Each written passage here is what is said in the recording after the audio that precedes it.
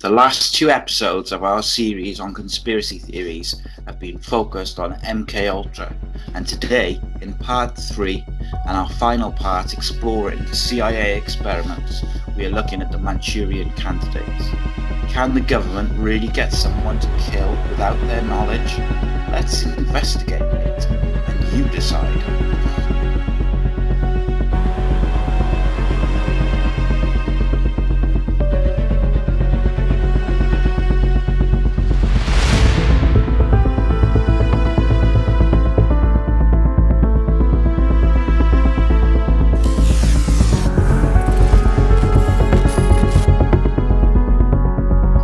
Guys, I'm Sai, and welcome to Ace Podcast Nation, the channel which features podcast series on all sorts of subjects, with shows and series on mental health, football, films, TV, wrestling, music, serial killers, and much, much more. We've new guests every week, released new shows 3 times a week, Monday, Wednesday, Friday. You can check the video versions out on youtube.com/Ace Podcast Nation, or the audio podcast versions on pretty much everywhere: Google Podcasts, Apple Podcasts, Spotify, Stitcher, and a whole host of them. There's loads of them, too many to name. And today's show is on conspiracy theories, as mentioned at the start. So to join me to take a trip down the rabbit hole of paranoia and government secrecy is my co-host Rhys. Evening, buddy. You all right? Yeah, it's all good, mate. Good to be back again. Indeed. Just getting back into the swing of the weekly ones now. It's going to be be tidy. This was really interesting. When I went to look at stuff for it, I was thinking, oh, there won't be that much on it. There'll be like a little bit, but I found like a couple of really interesting things. On one of them was on someone I didn't expect. Like, I knew I was going to be able to find a load of stuff on Sirhan, who killed Robert Kennedy. But then I found a load of stuff on Harvey Oswald as well. So it's quite interesting. But yeah, we'll get into it now. As usual, disclaimer. Before we head down the terrifying and weird road to conspiracy theories, we want to point out that just because we discuss a particular theory doesn't mean that we believe it to be true, agree with the point of view, or in any way think that this is what went down. We are simply going to discuss popular theories and the evidence presented by the people who champion them. Away we go. So, yeah, we looked into MK Ultra generally in the first one. Last week we looked at Frank Olson and some individual cases of where people have been affected by MK Ultra. I think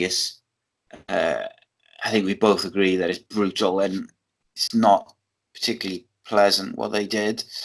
The Manchurian Candidate side of it is a bit slightly different. It's still like the same sort of thing. So for those who don't know, the Manchurian Candidate originally was a book, it was a novel fiction. It was made into a movie in the 60s, and then it was remade in the 2000s, I think, or the late 90s with Denzel Washington. But basically, in the movie, an influential politician who's actually an enemy or a mole is turned while being a prisoner of war and is now against America. But basically, he doesn't realize that he's a mole. He's kind of, every time I think it's his mother, if I remember correctly, she kind of phones him and says the trigger words, and then he does whatever she says.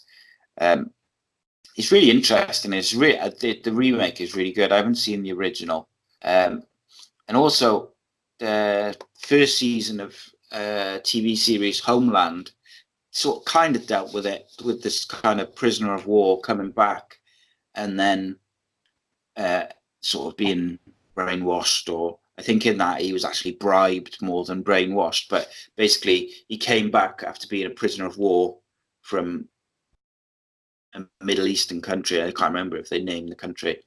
And then when he comes back, the CIA started investigating him that he might actually be sort of switched sides.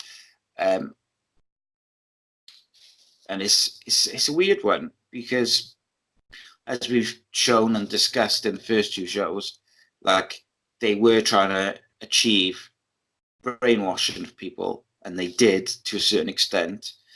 They are able to break people's personalities, and I mean the basis of it is that they want to break down your personality, and they torture these people until they have like a multiple personality sort of thing going on, and then they try and imprint what they want over that and use trigger words and things like that to get them to carry out things without, I don't know if it's against their will, but without them being aware that they're doing it.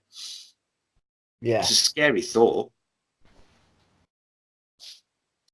There's another film out about in there with a female one. I can't remember what it's called. I'm not sure. Wouldn't surprise me. There's like a lot of kind of films around brainwashing and stuff like that. But I mean, the thing which gets me about it is like, I think it's clear that they can do at least part of it, even if I'm not sure if they've ever been able to achieve it. And I mean, even that thing with Derren Brown, where he hypnotizes the guy into going into a theater, and he gives him like a gun which doesn't fire, and the guy goes into the theater to watch the Derren Brown show, stands up and pulls the trigger thinking that it's loaded and he was going to kill Derren Brown. Yeah. And it's like, if he can do it with hypnotism, then I'm pretty sure the CIA or the government could do it with, experimentation, LSD, and torture. They must be able to somehow. So, the original, it was based. The original Manchurian Candidate film was based around like communism and stuff, and then I think in the remake they changed it to kind of like jihadis and that type of thing to sort of update it. It is a good film though. I'll be honest, I haven't seen any of them.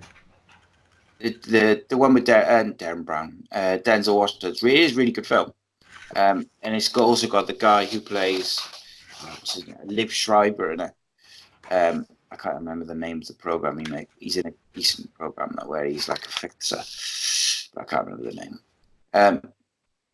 So, just a quick history of brainwashing, as it were. Brainwashing first gripped kind of national imagination during the Korean War, which was in the 1950-53. Which pitted the United States, South Korea, and the United Nations allies against North Korea and China, who were backed by the Soviet Union. For most of the war, the Chinese commissioners, working with the Soviet advisors, had controlled publicly known prison camps where they would send Americans in North Korea, along with like secret camps that US intelligence believed existed within China. And then while many American prisoners in Korea, they would behave, and even though it was appalling conditions, they would just kind of, take their torture, if you like, and not sort of try and, not give in or not help or not give them any information. But a large number did collaborate with the Koreans and the Chinese by informing on, fellow soldiers. They wrote propaganda. They also made detailed false confessions, including to do with germ warfare. There's actually a well-known story. I say well-known. I didn't know about it until I read about it today. But the 21 of them, which are known as the turncoats, they even chose to live in China after the war. And their actions actually provided a lot of ammunition for the Hate America campaign, which went on when Eisenhower was in the White House. It was like really vitriolic propaganda, which was like waged in Russia and North Korea and China, pretty much anywhere which was on their side of the war, they just bombarded it, and I suppose it's similar to what the Germans did in World War II. There was a lot of kind of anti-Jewish propaganda and propaganda about how great Hitler was and all this type of stuff. And these days you get it, there's just a different type of propaganda in it. There's propaganda everywhere if you look close enough. I'm sure I saw something earlier that one of the national newspapers had like 2 different front covers, one in Scotland, one in the rest of the country. Yeah. One of them was like slating Corbyn, and the other one is slating Boris Johnson. Exactly the same paper. That surprised me, mate. It's just as I've mentioned it on a few different shows. The people who are genuinely in charge of the Western world at the moment, they don't care about Trump and they don't care about Boris Johnson and Brexit and give a shit about that. They want people against each other. And like in Britain, there's an all-time high where people are just constantly arguing over Brexit as if it like matters either way. Doesn't matter because the people in charge will do what they want anyway. And Brexit will make no fucking difference whatsoever. They just tell you that it will. Whether you remain or you leave, it'll be exactly the fucking same. Yep. But people are too busy, like they just buy into everything, which their TV machines tell them. But there we go. That's just my opinion. Get into that. So yeah, at the time of these, what did I call them? The turncoats. The military intelligence and the CIA were like scrambling to understand what could possibly motivate these American men who had gone to fight in a war and knowing they may die fighting for their country. What could possibly motivate them to just suddenly turn like that in such a public and extreme way? Yeah. And obviously the CIA straight away broached the brainwashing possibility, because even though it wasn't in public knowledge at that time, 53, they were well into it. They were balls deep into like experiments with mind control by that. But it did say that the CIA then launched its mind control experiments. But I mean, I think they were already on the track to doing that anyway, even if they weren't, quite at the MK Ultra part of it. They, like we discussed, those other programs and the different programs that Artichoke, wasn't it, was one of them. Yeah. And the ones that preceded MK Ultra. So, they may have gone more into brainwashing when they found out about these turncoats. But ultimately, they were already going to go down that route. They were probably just looking for an excuse. And like, ironically, the experiments which they went on to use in MK Ultra involved far more extreme techniques than what the enemies in Korea used on the soldiers, which are obviously rightly, when people discuss the history of that war, it's like you hear about the brutality of the camps and the way that prisoners were treated and this and that. But the US government did worse to their own people. Yeah. Only a few years later. It's just that no one found out about it until later. And because it's weird to me. See, so when I was a kid, if someone had told me like the story of MK Ultra, I'd have been like, wow, why isn't it in the papers like all the time? Like people writing exposés and interviews and just like it's like this huge deal. But like no one really talks about it, even though it's been like declassified and stuff. You don't see that much about it. You might see like the occasional like documentary or something which comes out every couple of years on the anniversary of when it was declassified or something like that.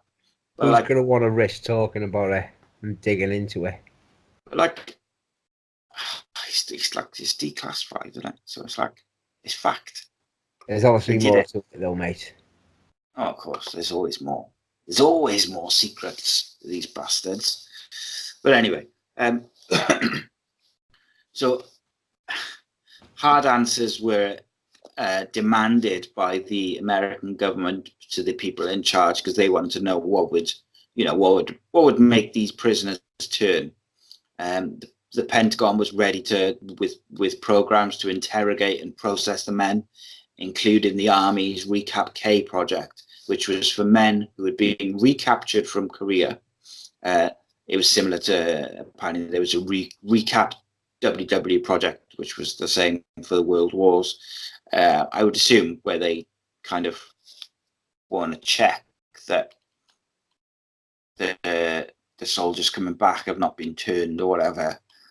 And part of the plan was to root out the prisoners who turned by floating interrogations began on the ship on the way home to the American shores. And the prison camps received the ones who were at the prison camps received the most attention, shall we say? And it was basically from the bits I read, it's like they basically gave them a load of beatings to try and make them reveal if they turned. But you imagine how many of those soldiers who didn't turn had to go through that. Yeah. And as it turns out, the turncoats, the 22 or whatever I said number was, they remained in China anyway. So, I'm sure there was more who did give away secrets or information because of the torture. Because, it's my opinion that,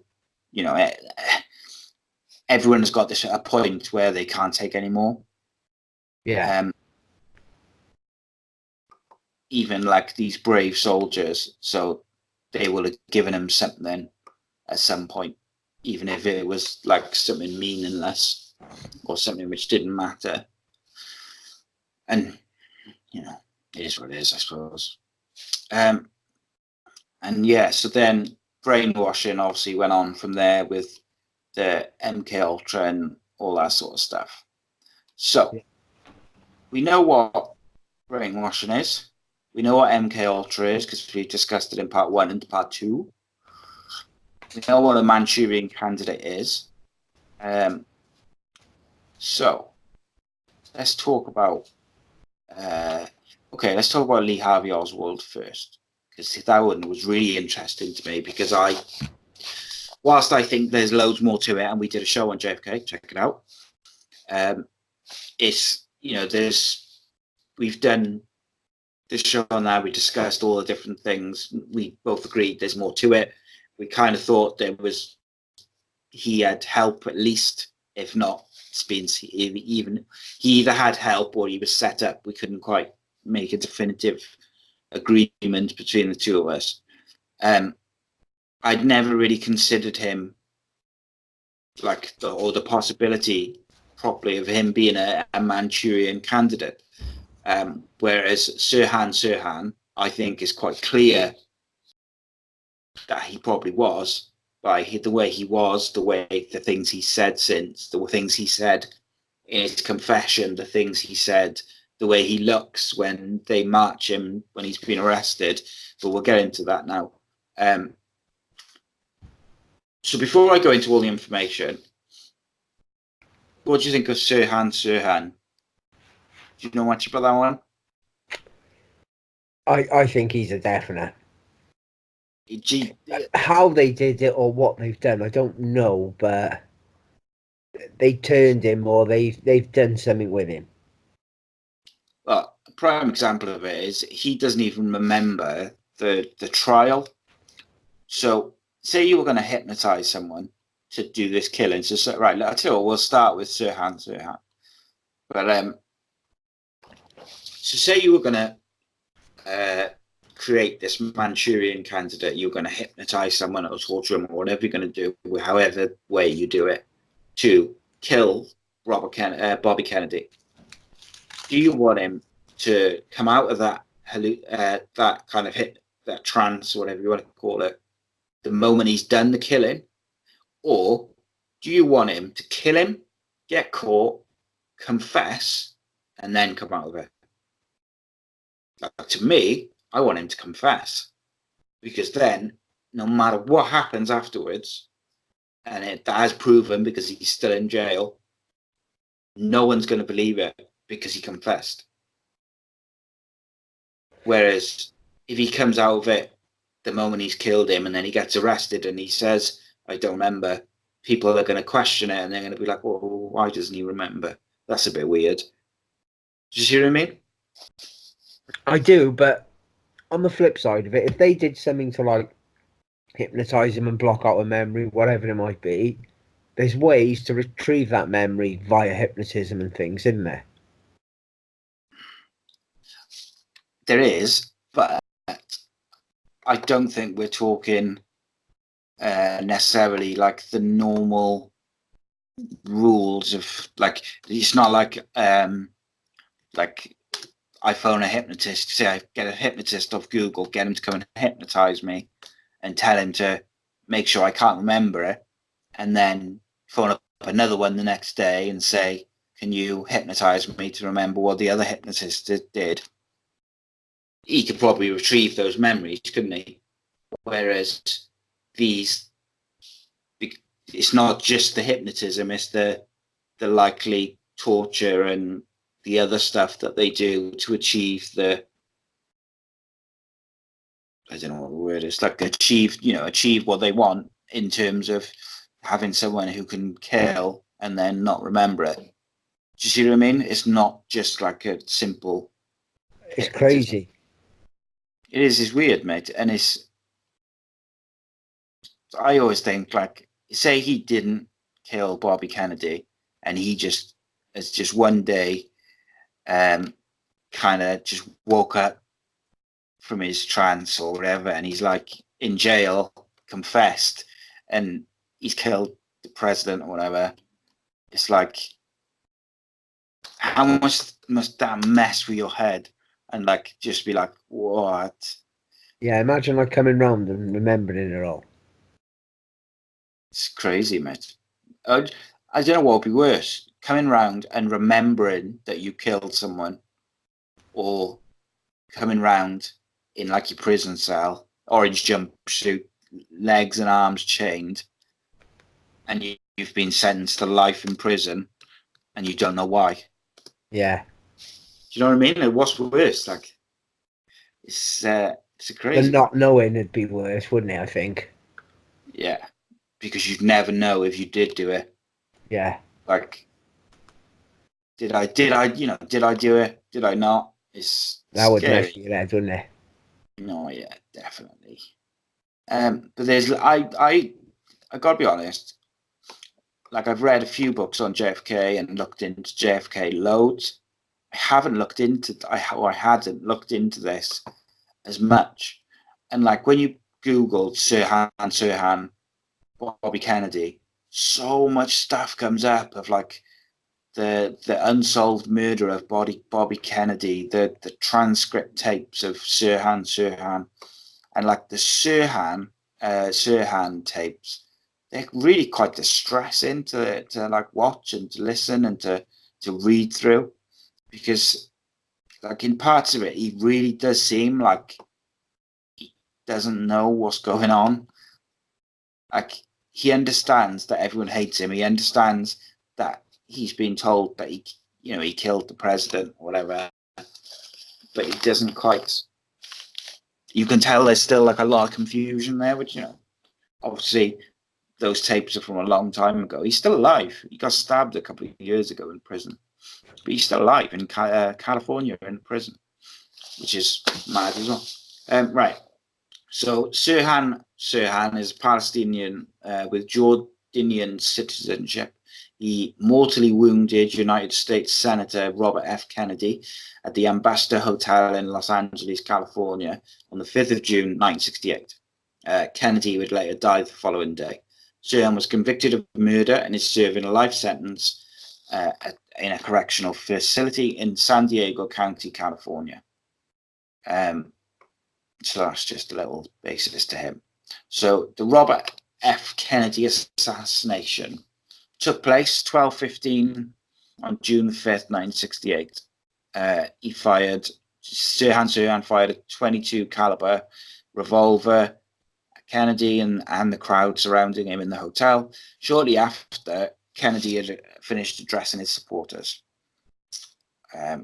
Kennedy was shot 3 times, once in the head, twice in the back, with the 4th bullet passing through his jacket. He died 26 hours later. 5 people at the party were also shot, but all 5 recovered.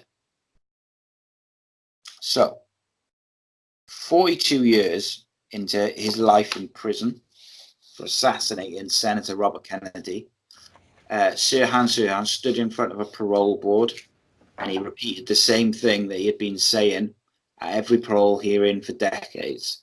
He has no memory of the shooting or his subsequent trial and his confession of guilt. And for the 14th time, his application was denied.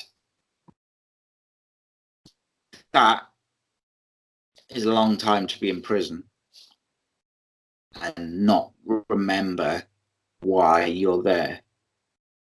42 years. Longer than I've been alive. Longer than you've been alive, isn't it?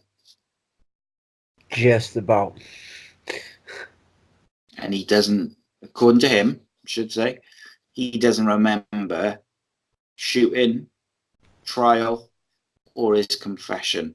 He's told the parole, and fair play to him, he's told the parole board 14 times the same thing.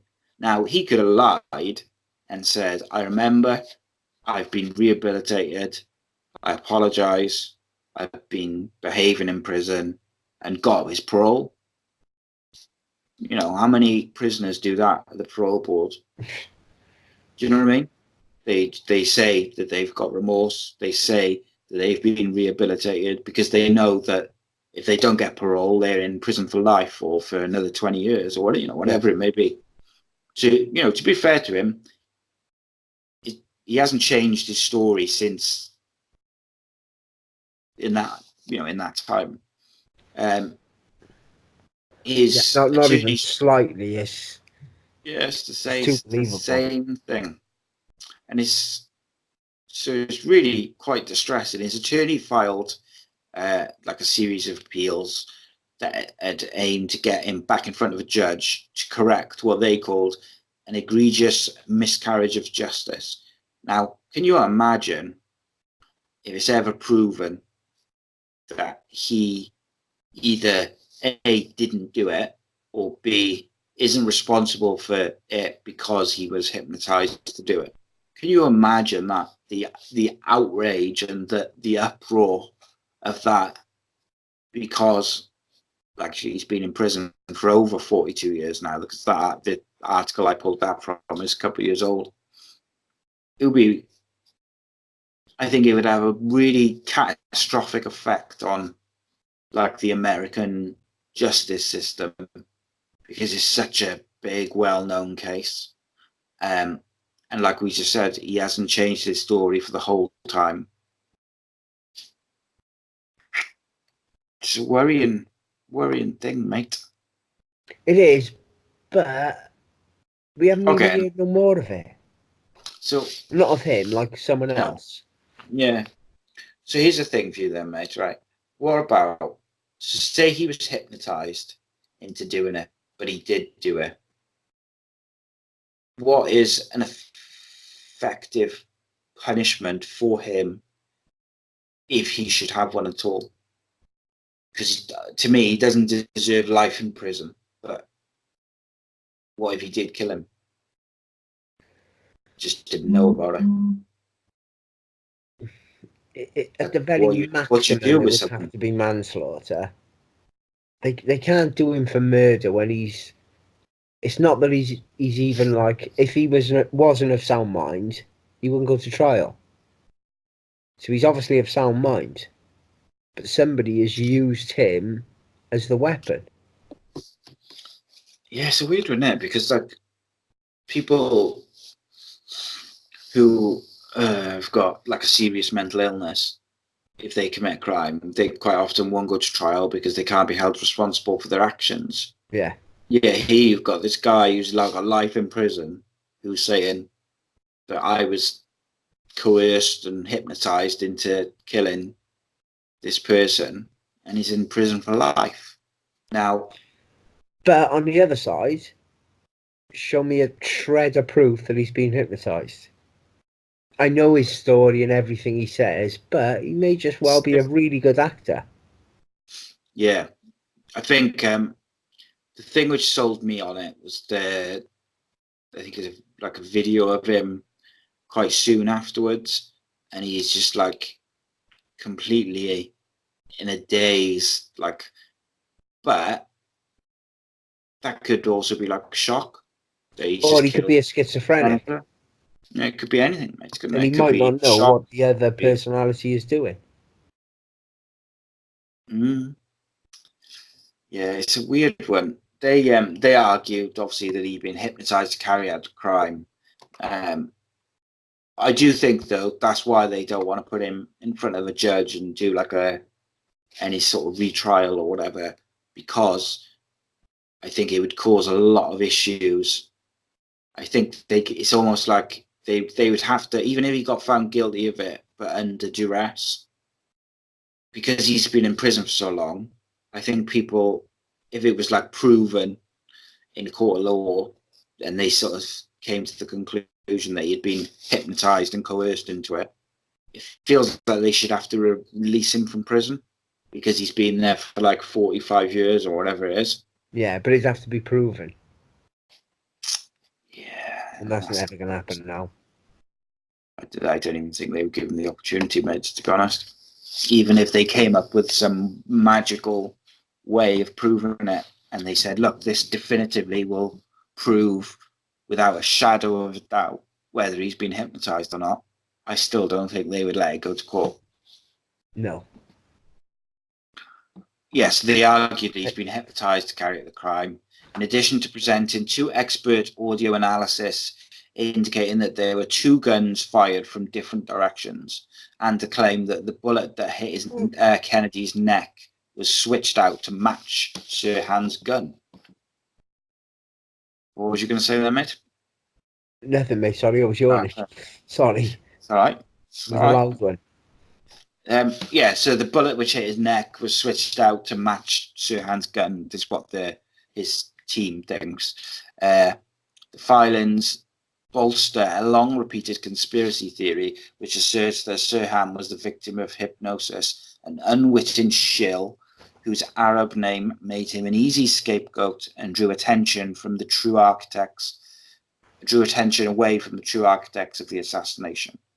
According to the new pleadings, Sirhan was an involuntary participant in the crimes being committed because he was subjected to sophisticated hypnoprogramming and memory implantation techniques, which rendered him unable to consciously control his thoughts and actions at the time of the crimes that were being committed. And they also then went on to say, if that is the case, where did the murderous urges come from? They didn't use urges, they used a different word, but murderous thoughts come from if they weren't his. But like I say, the judge didn't want to know. Has it ever said, like, did he have the gun on him? Did he get it from somewhere? I'd have to double check that. So that's what bugs me. Let's have a look, shall we? And see.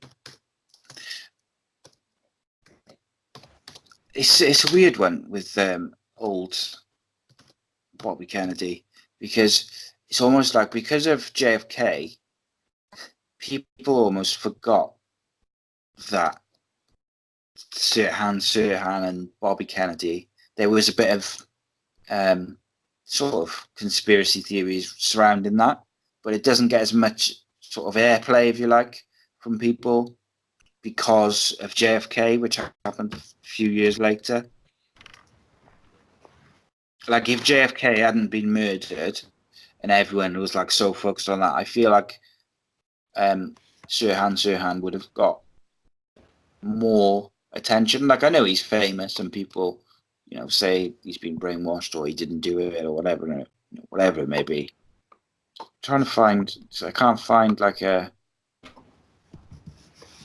list of evidence. I'll cut this a little bit out now. I just want to fucking like a list of did he, don't he? He got loads of those in JFK. But what about if you say proves his guilt? I'll cut this little bit out.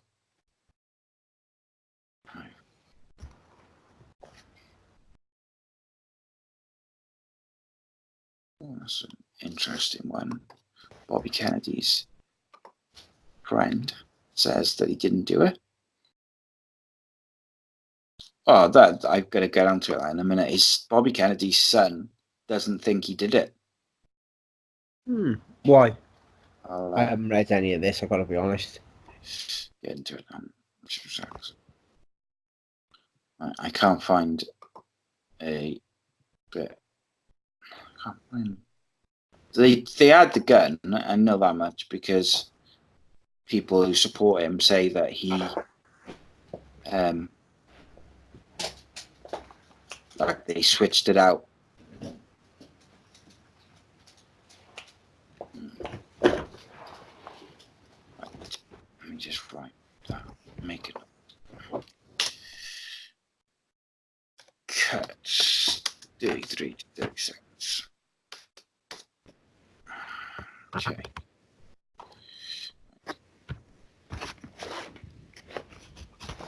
Right, let's get back to it.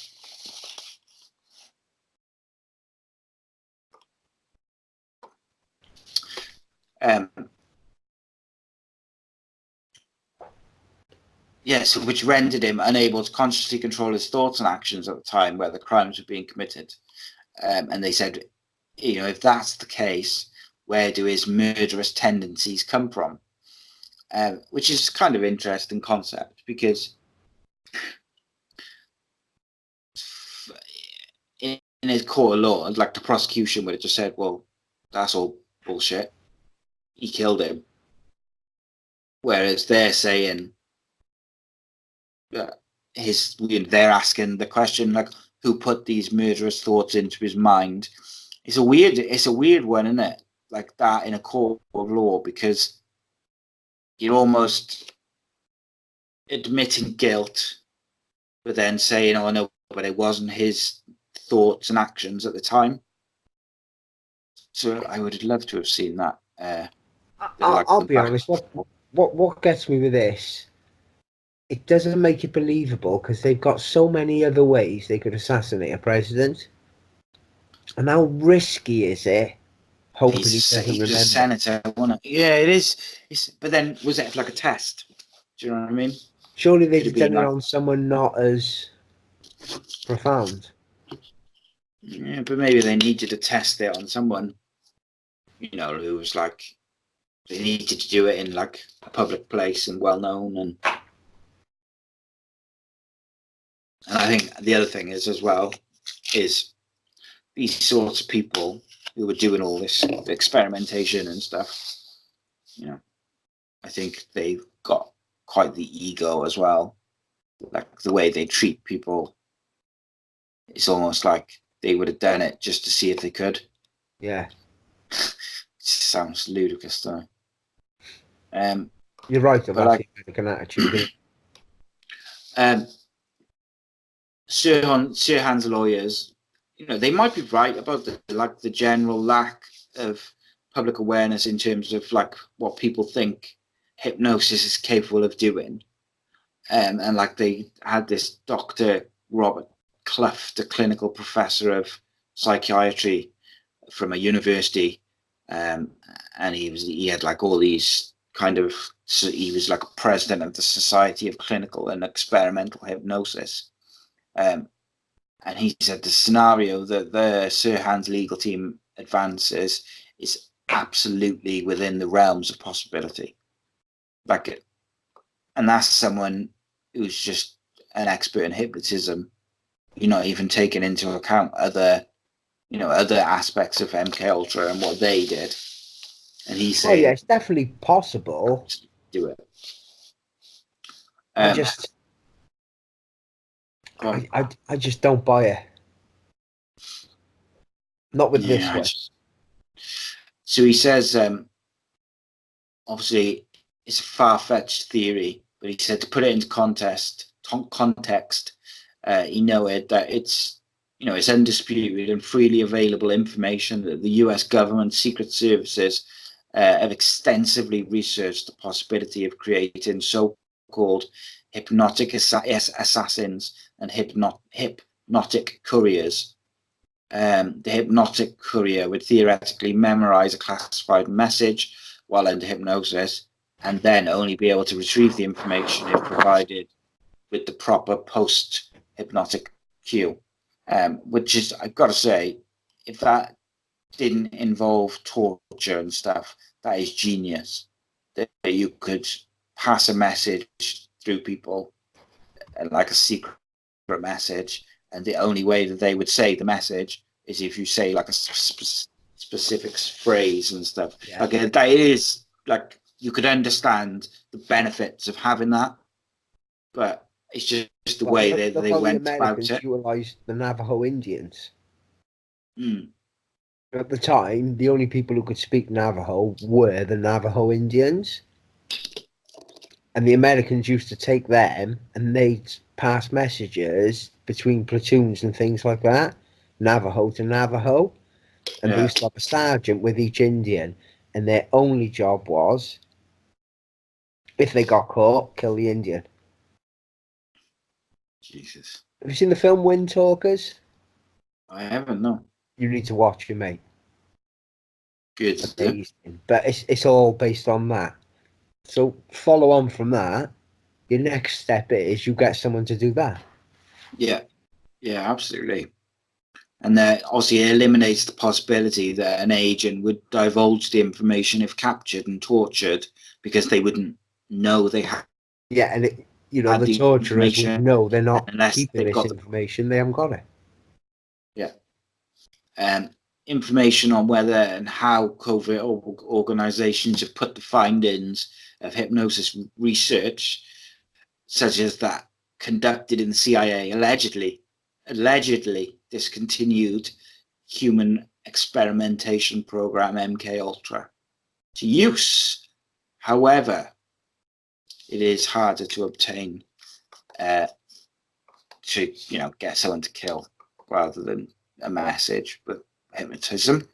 But he did go on to say that it's not possible to hypnotize someone to do something that obviously violates their belief or desires. In hypnosis, though, context is everything. So say, for example, an unethical hypnotist wanted to hypnotize a suggestible vegetarian to eat a steak.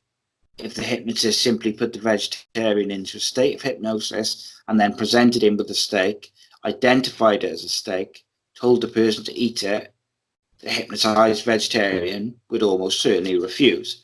But if the hypnotist put the vegetarian into a state of hypnosis and then made repeated misleading suggestions that in a short period of time a waiter would deliver a mouth-watering mock meat soy-based protein slab that would be both delicious and meat-free, and then proceeded to order a genuine fillet steak, the vegetarian would be probably likely to take a bite and eat it. Yeah, that's believable.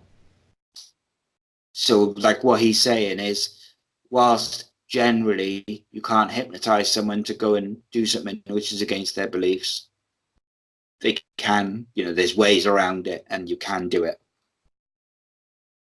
And the last thing I'm going to say on Sirhan was about Bobby Kennedy's son, who is still alive. Well, not obviously, but he's still alive. Just give me 2 seconds. Robert Kennedy Jr. So in 2018, in an interview with the Washington Post, Robert F. Kennedy Jr. said that he traveled to the Richard J. Donovan Correctional Facility in California to meet with Sirhan. and that after a relatively lengthy conversation, the details of which he would not disclose, he believed that Sirhan did not kill his father and that there was a second gunman involved. So obviously, the main conspiracy theory in terms of how Bobby Kennedy was killed is that Sirhan was there with a gun, which he was hypnotized to do, but there was also another gunman there who fired the kill shot and got away, and then Sirhan was like the patsy to take the blame. So whatever Sirhan and Robert Kennedy Jr. discussed, Bobby Kennedy's son believes that Sirhan is innocent, which is interesting. That's believable to me. Or there was a second gun. Yeah. Yeah, and if you study the audio, it's quite clear that there's more than one gun.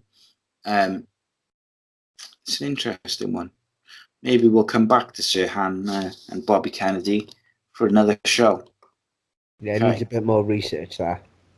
Yeah, I'd need to like go into the details of like all the different basically like we did with JFK and like all the different ways that it could have happened and what happened and that type of thing. So the other Manchurian candidate which I came across, which I found quite interesting, was Jerry. So this guy called Jerry Leonard is an author. He's written a lot of interesting books, actually. The Perfect Assassin, Lee Harvey Oswald, the CIA and Mind Control. Hitler is Winning, Fishing and Hunting, Recruitment and Retention in the US from 1990 to 2005. And he's written some other books on like JFK and CIA and MK Ultra and stuff like that. So he wrote a paper on Lee Harvey Oswald. And what he said is, so in going back to the Manchurian Candidate film, where you've got this soldier who's brainwashed to behave a certain way and then kill the president. He says, consider this kind of modified scenario. So the American soldier is first brainwashed to behave as a communist by agents of his own government. And then he is sent behind enemy lines as a defector, only to return to the United States and assassinate the American president while still under the influence of mind control. But this is not a movie plot. It's years of research which has convinced him that this is exactly what happened in the case of JFK and Lee Harvey Oswald. Okay. So this is something which I haven't kind of, in my JFK thoughts and different things about what happened, I'd never really thought of that. So let's have a look to what he says. He says, before you dismiss this, look at how much it explains in light of what we've learned about the CIA's skillful use of mind control, fake defectors over the years, and anti-communist operations. He says, in the program known as MK Ultra, the CIA spent billions of dollars secretly perfecting mind control technology and brutal methods of eliciting confessions from captured enemy agents, including electric shock, sensory deprivation, hypnosis, truth drugs such as LSD, were developed on hundreds of unwitting victims. They were used operationally for many years. This counterintelligence technology is now coming to light in the Abu Ghraib prison torture scandals. So, before I go into why he thinks that it's the case, do you think that's possible that Lee Harvey Oswald was used completely from start to finish, and they were the ones who sent him to Cuba, and they were the ones who brought him back and made him vocal, about communism? to set him up all along as this killer.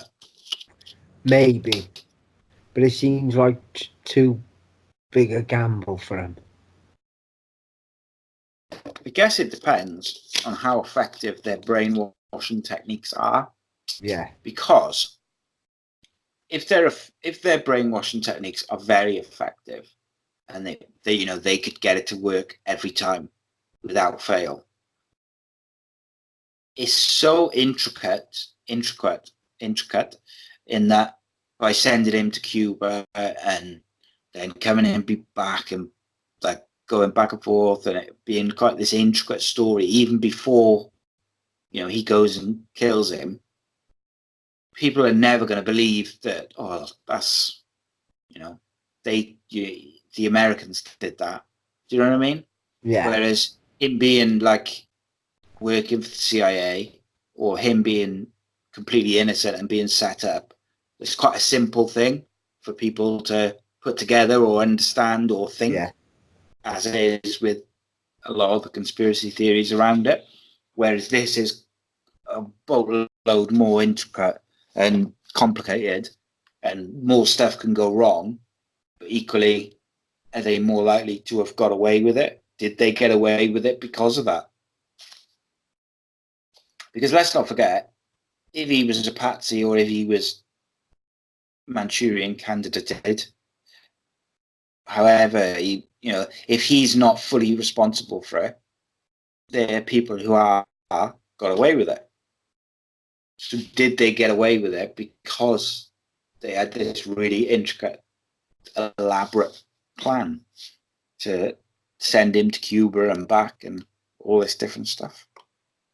It's quite a little interesting twist, I thought. Okay. So,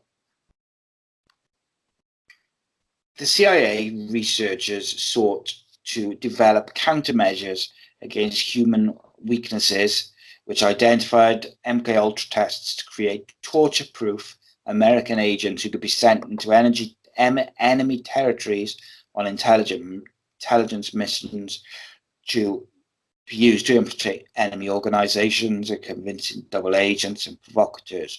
But the CIA did not stop there. They also developed methods to brainwash involuntary assassins who would not question orders to kill on command in Cold War operations. According to declassified government documents published by the New York Times, agents would carry out these actions even against the fundamental laws of nature as self-preservation, which I found quite interesting because that wording from that, which is taken from a declassified document, is it's not they did these experiments so agents would be able to carry out actions against their natural self-preservation. It says such agents would carry out actions even against self, which makes it sound like they did it rather than they were doing these experiments to try and do it. Do you know what I mean? Yeah. So did they succeed all along? And they've just declassified a load of stuff which was about the experiments, investigations into it. But they haven't declassified all the successful missions that they've achieved since and probably still are achieving by using this technique. Did it work? That's the question, I guess. Is it still going on? How many people are Manchurian candidates? Well, mate, how many people you could be like I always think like if they were successful, they could have spies who are spies but don't know they're spies. Yeah. Which brings a whole like weird like thing of on top of everything. It's like you could have people being full blown like James Bond spies, but like not know about it. So like they book off a Wednesday on work from their 9 to 5, go and carry out a mission, and then go back to work on Thursday and say, "Oh, what'd you do on your day off?" Housework. And they wouldn't know any different. That's if they were successful. So they described in a CIA memo from 1978, they described an experiment using involuntary assassins, which was written before the JFK assassination. So this was from, sorry, that wasn't clear. The CIA memo, which I'm about to say, it was published in the New York Times in 1978, but it was written before the JFK assassination regarding involuntary assassins. It predicted the details surrounding the crime with eerie precision. According to the declassified memo from the 50s, as a trigger mechanism for a bigger project, a defector would be manipulated to kill an American official under the influence of the CIA mind control, and then be disposed of after being taken into custody for the crime. Flash forward to 1963, a few years later, a defector, Oswald, kills an American official, Kennedy, and is then disposed of in police custody by Jack Ruby. The trigger mechanism, death of the president, clears the way to a bigger project. How about that? When I was giggling to myself reading this, I was like, Jesus Christ. Yeah, I read that one.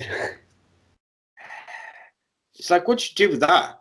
It's like, it's a declassified CIA memo which describes exactly, not even like similar, it's like exactly what would happen years later. Yeah. Like how, I just don't see how you can explain that. You're the king of the, what's it? You know. The thing is, you say that, look at The Simpsons, mate. Yeah, I know that, but like The Simpsons is like, some of them can be put down to like coincidence, whereas like that is like, it's very specific, like it's detailed. It's not just like, a CIA mind control guy is going to kill someone and then we'll get rid of him after. He's going to kill. It's a trigger. The killing is a trigger for a bigger project. He's going to kill an American official who's under the influence of mind controlled, and then he's going to be killed after he's taken into custody. It's like, and the defector bit as well. So it's like, it's very specific. It is, but it's also very vague in America, that. Do you think? Look at almost any assassin of the presidents. They've been a defector. It's a bit too... It's specific, but it's still random. Yeah, I'm not sure about that. Mate, I could write an out and say, I've seen the future. It sounds horrible this way, but I could say I've seen the future. There's going to be a gunman aged 22 who's going to go into a school in America and shoot 8 pupils. I could be a bit more specific, but it's likely it's going to happen. Yeah, but unless you're going to say, like,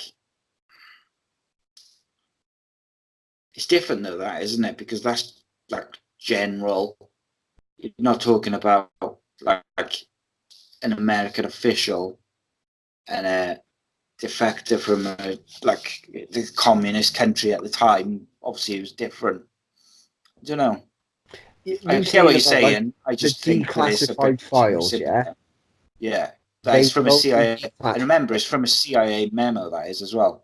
Yeah, but remember, they will only declassify it. They will only let us see what we need to see.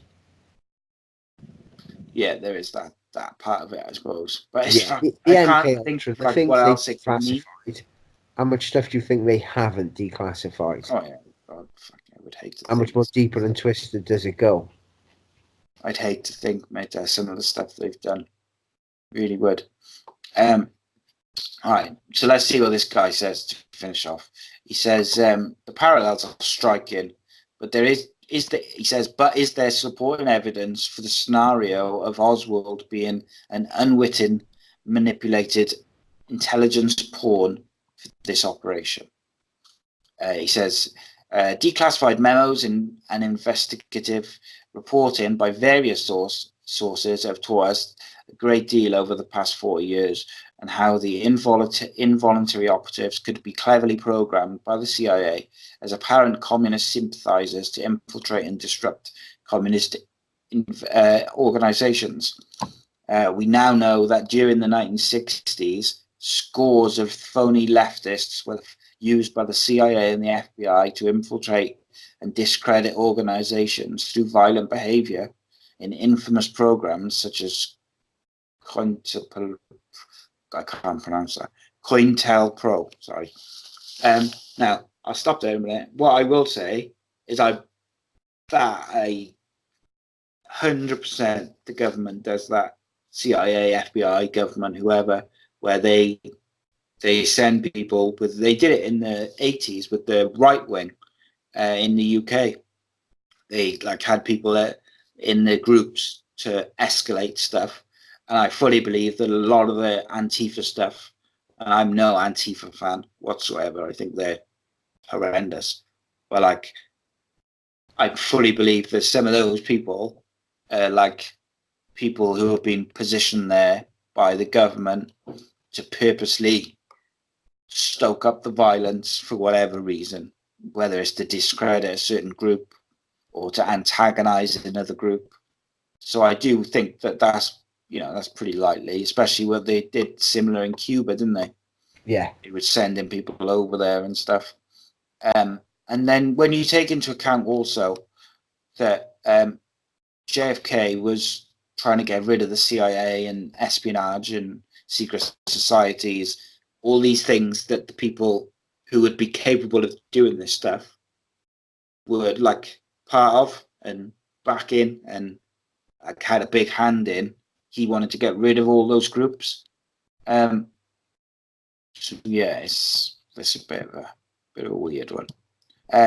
He goes on to say, we have also learned how a supposed lone nut, it's my favorite thing, for all these shootings or bombings or whatever it may be, assassinations, it's always a lone guy, always. Yeah. It makes me giggle. Not what they're doing, but just the fact that it's always and these days, in the since 2000, or say since 2001, it's always a lone guy who's takes either it's usually either antidepressants or antipsychotics. It's mad, isn't it? The most looked after and guarded person in the world assassinated by nobodies, really. Yeah. The crazy thing is, you put a group of these nobodies together and give them a few box cutters and a plane, the damage them nobodies can cause, mate. I know. It's crazy, isn't it?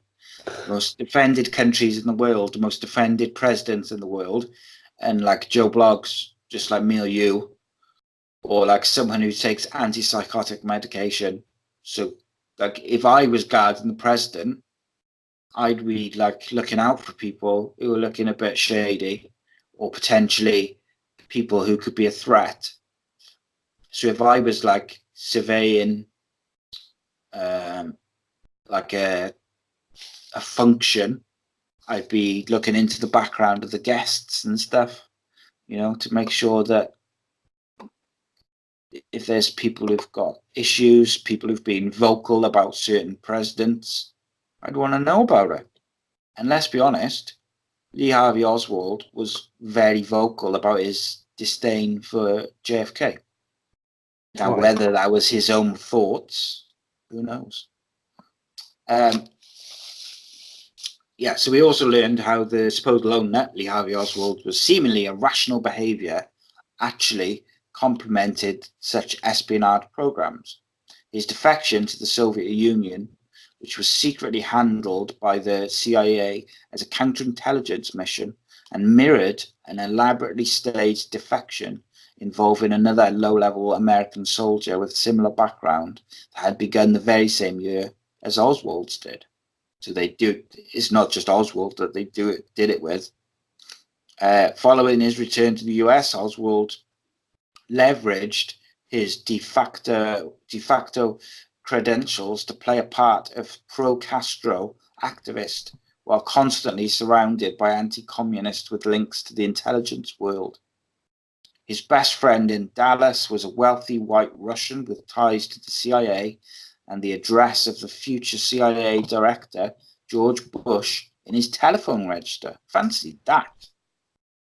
All these coincidences. It is like The Simpsons, mate. It is, isn't it? Just so many coincidences. I got some more for you now. So after moving to New Orleans, Oswald formed an unauthorized chapter of a Castro-friendly group targeted by the CIA and handed out pro-Castro leaflets printed with the office address of an FBI anti-communist expert. Wow. It's amazing, isn't it? These coincidences just stack up. Future lone nut assassin and pro-Castro activist Oswald even met with one of the CIA's anti-Castro assassins in New Orleans while under the CIA and FBI surveillance. This came out in the New York Times in 1903. His supposed this guy goes on, he says, like, his supposed pro-communist behavior fits the profile of a hypnotized anti-communist infiltrator as detailed in the declassified documents from this era. Military hypnotist George Estabrook, even bragged of carrying out an operation by employing a brainwashed Marine who was hypnoprogrammed with a pro-communist personality so he could prematurely be discharged from the service as a fake defector and then be used in anti-communist intelligence operations. Further, he claimed his hypnosis technique had been used to create assassins many times over. There you go. So according to like the research of this guy and some other journalists, and like you're talking like New York Times as well, so sort of big publications, just not like Joe blogs on the internet. They've done this before. They've probably done it since, and they've done it successfully. They've done it with a Marine who's got full-on training, for, like, I would imagine Marines have training for if they get captured, for torture and that sort of thing. The military hypnotist, George Estabrook, was able to program him with a complete communist personality, which you'd think would take some doing.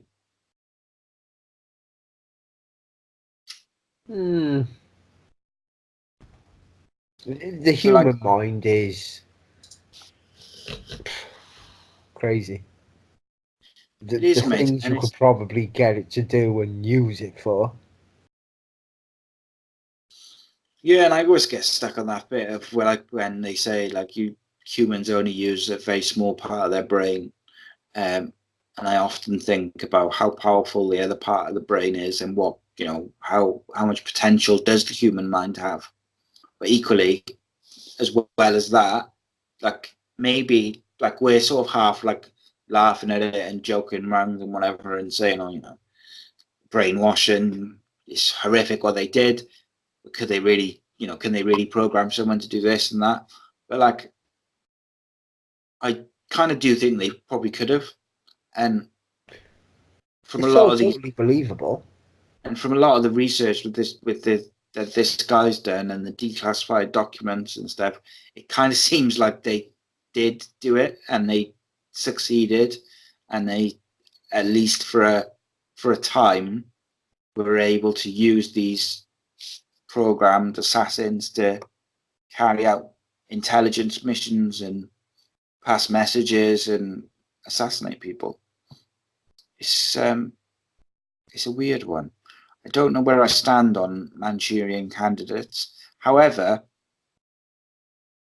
I'll post a link to you can get the full article, which which Jerry Leonard wrote, because it is really, really interesting to read. It is, yes. I don't know what, like before I did the show, I was like, Manchurian Candidates, I definitely think they've come close. They definitely tried to do it. I'm not sure if they ever did. And then, and thinking the only real one I could think of was Sirhan. And then now, I'm like, oh, maybe Lee Harvey Oswald was, that kind of fits. And having read that guy's paper, I'm a bit like, oh, maybe that kind of fits with everything. Everything fits nicely into place with that, in terms of like why the people did kill him, and also why they never got caught, because it was very intricate and deliberate what they did, and they killed Lee Harvey Oswald so people could never find out, really, other than these declassified documents which tell people they did it. Yeah. But that's just that, and that is what it is, mate. So do we next week go into Sirhan in detail and do the Bobby Kennedy assassination, and like have a proper look at the facts around why he was killed, how he was killed, did Sirhan do it, what are the other options?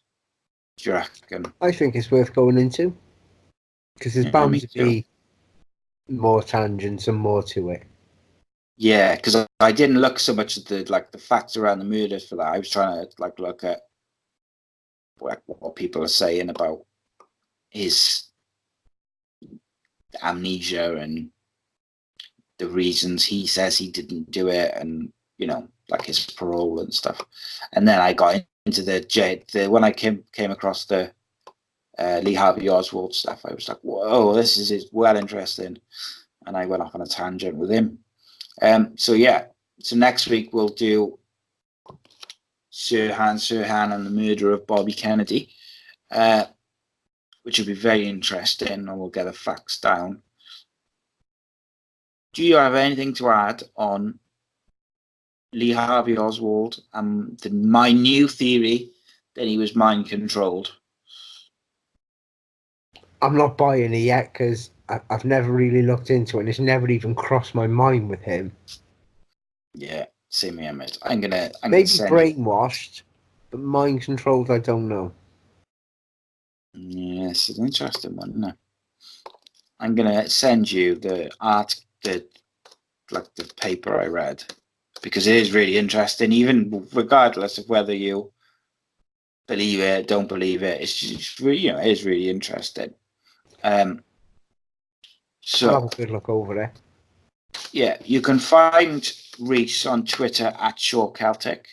You can find me on Twitter at AceCastNation, at AceCast_Nation, Facebook.com/AceCastNation, YouTube.com/AcePodcastNation, and all the usual podcasting apps. Tell us which conspiracy theories are your favorites. Tell us some of your theories around mind control or any other conspiracy theory, and we'll see you next week for Sirhan and the murder of Robert Kennedy. Cheers. No star, carry ads.